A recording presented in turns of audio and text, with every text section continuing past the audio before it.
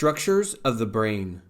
The surface of the brain, known as the cerebral cortex, is very uneven, characterized by a distinctive pattern of folds or bumps known as gyri, or singular gyrus, and grooves known as sulci, or singular sulcus.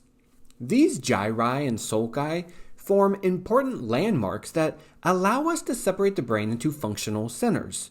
The most prominent sulcus, known as the longitudinal fissure, is the deep groove that separates the brain into two halves, or hemispheres, the left hemisphere and the right hemisphere. The two hemispheres are connected by a thick band of neural fibers known as the corpus callosum, consisting of about 200 million axons. The corpus callosum allows the two hemispheres to communicate with each other and allows for information being processed on one side of the brain to be shared with the other side. The two hemispheres of the cerebral cortex are part of the forebrain, which is the largest part of the brain. The forebrain contains the cerebral cortex and a number of other structures that lie beneath the cortex, subcortical structures, the thalamus, the hypothalamus, the pituitary gland, and the limbic system. The cerebral cortex, which is the outer surface of the brain, is associated with higher level processes such as consciousness, thought, emotion, reasoning, language, and memory. Each cerebral hemisphere can be subdivided into 4 lobes, each associated with different functions. Lobes of the brain. The 4 lobes of the brain are the frontal, parietal, temporal, and occipital lobes. The frontal lobe is located in the forward part of the brain, located behind your forehead. The frontal lobe is involved in reasoning, motor control, emotion, and language. It contains the motor cortex, which is involved in planning and coordinating movement. The prefrontal cortex, which is responsible for higher level cognitive functioning, and Broca's area, which is essential for language production. The brain's parietal lobe is located immediately behind the frontal lobe and is involved in processing information from the body's senses.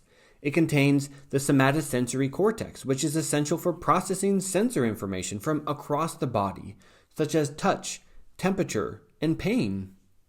The temporal lobe is located on the side of the head. Temporal means near the temples, and is associated with hearing, memory, emotion, and some aspects of language.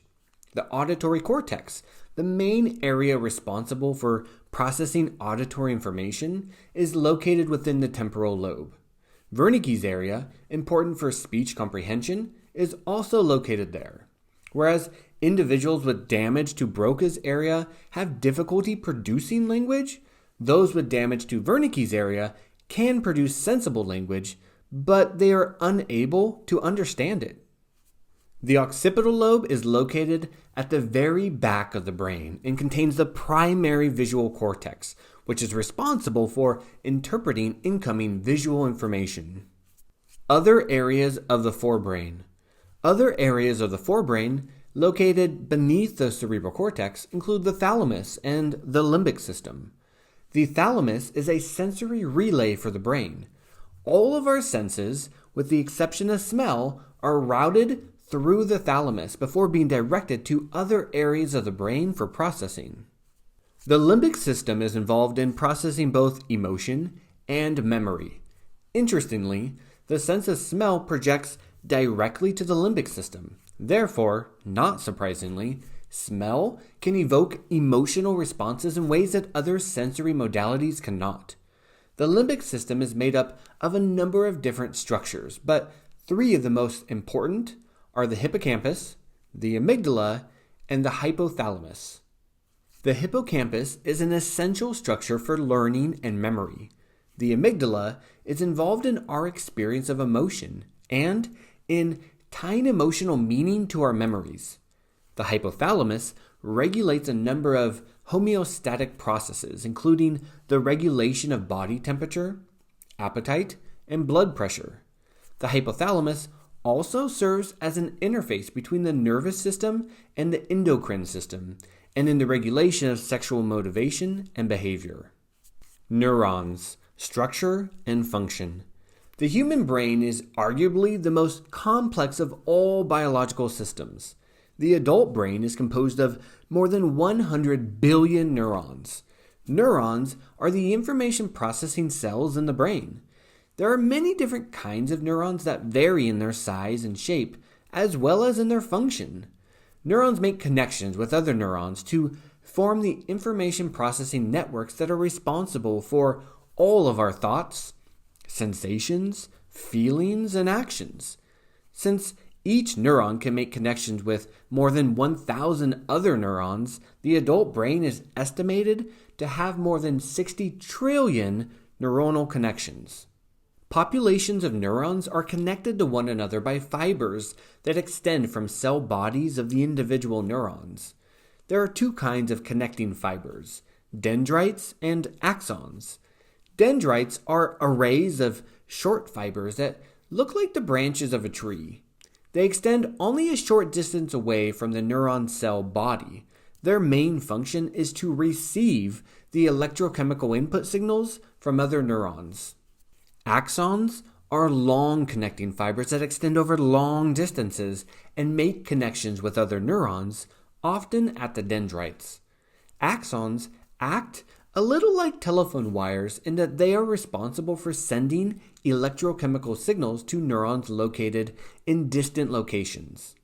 Bundles of individual axons from many different neurons within one region of the brain form fiber tracks that extend to and make connections with groups of neurons in other regions of the brain, forming the information processing networks.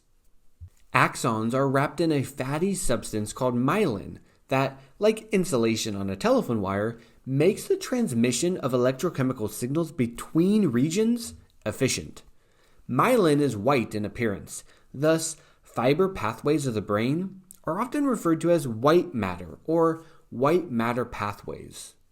Neurons communicate with each other through chemical signaling, a process in which they exchange chemicals called neurotransmitters. This is how it happens. An action potential is an electrical impulse that travels through a neuron, triggering it to release neurotransmitters into a small gap found in between two neurons called a synapse. Then, the dendrites of the neuron on the other side of the synapse takes up the neurotransmitters, which then generates an action potential that travels along the axon of the second neuron. This process continues in several neurons that are connected to each other. While most of the brain's 100 to 200 billion neurons are present at birth, they are not fully mature during infancy and toddlerhood. As they mature, neurons establish connections between each other. Synapses, the connections between neurons, undergo a period of transient exuberance or temporary dramatic growth. There is a proliferation of these synapses during the first 2 years so that by age 2, a single neuron might have thousands of connections.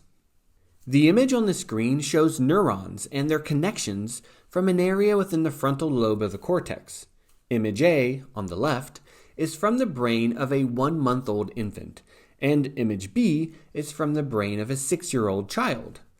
As we are born with most of the neurons we will ever have, the difference between these two images is not a difference in the quantity of neurons. Rather, the difference between them is the quantity and quality of connections.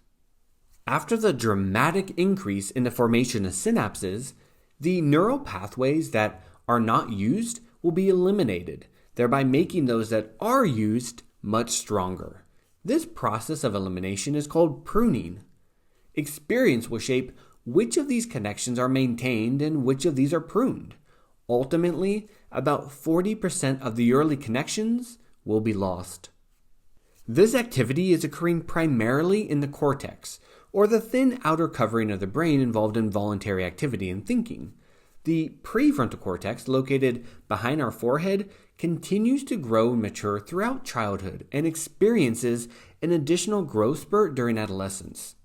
It is the last part of the brain to mature and will eventually comprise 85% of the brain's weight. As the prefrontal cortex matures, The child is increasingly able to regulate or control emotions, to think hypothetically, strategize, and have better judgment. Of course, this is not fully accomplished in infancy and toddlerhood, but continues throughout childhood and into adulthood.